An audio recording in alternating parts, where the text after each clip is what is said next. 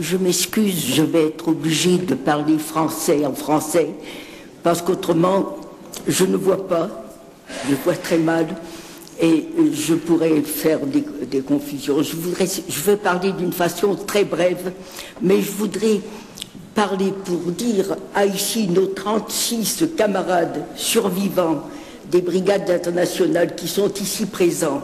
Je m'adresse à eux.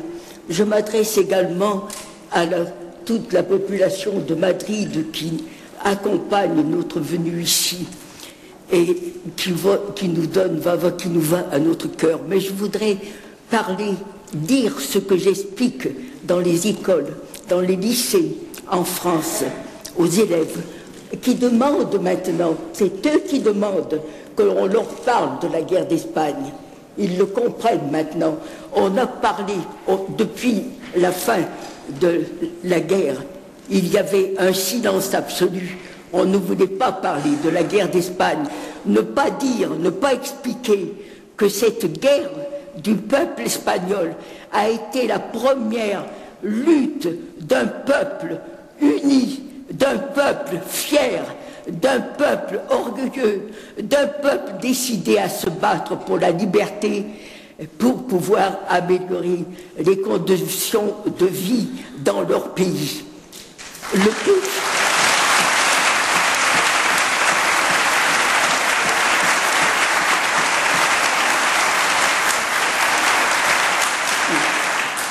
Le putsch des généraux félons, traîtres, qui avaient pourtant prêté serment à la République, ce putsch qui a commencé par l'appel à s'emparer du pouvoir dans la nuit du 18 juillet 1936 et qui pensait que le peuple ne serait pas au courant, que ce serait la surprise et qu'en quelques jours, il y aurait le renversement du gouvernement républicain, du gouvernement de Front populaire que s'était donné le peuple espagnol, que ça se serait détruit en quelques jours.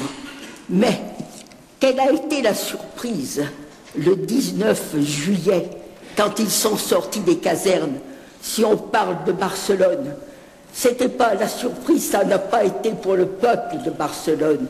La surprise, c'était pour ceux qui sortaient des casernes, quand ils sont sortis avec leurs canons, leurs mitrailleuses, toute leur panoplie militaire. Il y avait devant la caserne une foule immense, immense de Catalans, et avec qui étaient mélangés aussi les sportifs, les quelques milliers de sportifs qui étaient venus. C'était le hasard du calendrier. Il y avait vous savez qu'il devait y avoir à partir du 19 juillet les Spartakiades ouvrières ici, les Spartakiades internationales ouvrières, pour répondre aux Olympiades qui avaient été organisées à Berlin. Et à la place du 19, c'est le 19 que devaient commencer les exercices, mais à la place de faire les exercices, qu'est-ce qu'ils ont fait? Ils se sont mêlés au peuple de Catalogne, au peuple catalan.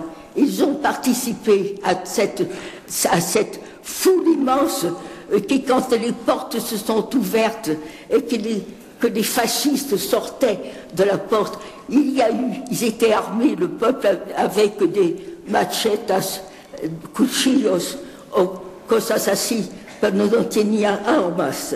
Las únicas armas eran unos fusiles para la casa. Dispensable, estoy obligada de hablar en francés. Y la sorpresa para quién fue, para los que salían, porque el pueblo era tan fuerte con los hombres, las mujeres, los jóvenes, los viejos, toda la población que estuvo organizada por las organizaciones del Frente Popular durante la noche, que hubo la consigna de estar delante de la caserna donde debían salir los fascistas, pero la gente había miles de catalanes que hecho como una nas, no sé cómo se dice en español, como los pescadores que mandan la nas para encoger todos les poissons, excusez-moi. Alors,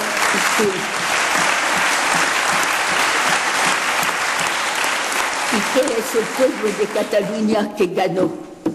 El día siguiente, la misma cosa se pasaba en Madrid y en las otras capitales de España. Y la rebelión fascista de Franco, los generales maricones, se puede decir de ellos, que se habían sublevado, es el pueblo unido español que derrotó, que acabó con ellos. Y se habla siempre de la guerra civil. Y yo explico que la guerra civil se acabó con la victoria del gobierno republicano contra los rebeldes, contra los franquistas, contra los fascistas españoles. Ellos vencieron. Son los españoles que han vencido, no son los otros. Se puede decir que la rebelión fue vencida por el pueblo español y que eso debe saberse, eso se debe saber, y que entonces es cuando Franco pidió a sus aliados, los hitleriens, los nazis, los mussolinianos, fascistas, también el dictador de Salazar, que ya estaban de acuerdo con esa rebelión. Alors, han pedido, tenéis que venir a ayudarnos militarmente, porque nosotros somos vencidos, no podemos hacer nada sin vosotros. Y a los 8 días ya vinieron los aviones alemanes para poder llevar a España el pequeño grupo que estaba bajo la conducta de Franco. Y les Marocains, 2 tiers des forces de l'armée marocaine que dirigeait Franco. Il y avait aussi comment se disait, vous m'excusez, je suis fatiguée.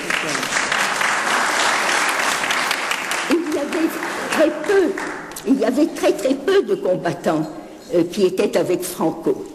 Et c'est à partir du 8 août qu'a commencé, on peut dire, la guerre qui a continué, qui n'avait rien à voir avec le soulèvement seulement des généraux battus par le peuple espagnol. Il y avait donc une armée étrangère, l'armée du fascisme, de tous les gouvernements fascistes européens, n'est-ce pas, l'Allemagne, l'Italie, Salazar. Il y avait cette armée qui a formé le gros des forces de cette troupe étrangère qui faisait la guerre au peuple espagnol. C'est ça qu'il faut savoir. Ça n'avait plus rien à voir avec la guerre civile. Il y avait la 5e colonne fasciste espagnole qui était avec les étrangers. Et on peut dire que c'est là, à partir du mois d'août, a commencé le début de la Deuxième Guerre mondiale. C'est ça qu'il faut savoir.